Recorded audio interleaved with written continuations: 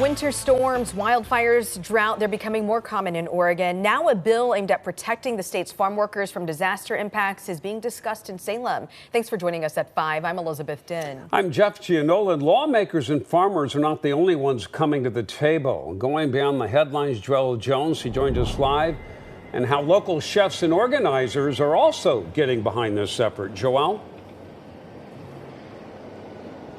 Yes, Jeff, earlier we attended an organizing event at Collectivo where advocates and decorated chefs rolled up their sleeves to submit testimony, an effort to push this bill forward. They argue for the overall health of the culinary industry. They must protect those who put food on the table. As chefs, we're creating from their labor. So what can we do to give in return, right? This is what we can do. Food for thought. James Beard-nominated chef Carlo LaMagna, owner of Magna Casina in Portland, rapidly teaming up with the nonprofit Together Lab to organize a lunch in support of the new farm workers bill. Carlo says protecting those who harvest and supply crops is critical to the health of Oregon's food chain. The fact that they have to go there, they have to work in order to get their food. What if something happens? What if a natural disaster happens, right? If a flood, fires, which we're very familiar with, happens, they still make the effort to go to the fields to work because they still need to feed their families. The luncheon happening hours before lawmakers presented House Bill 3193 to the Labor Committee. If passed, the legislation would create a permanent relief program, providing money to farm workers who lost income due to a disaster like a pandemic or severe weather. But we think this is a really important thing for the people who are part of our communities, the people who are essential to our agricultural economy, and the people that we depend upon to get food on the table.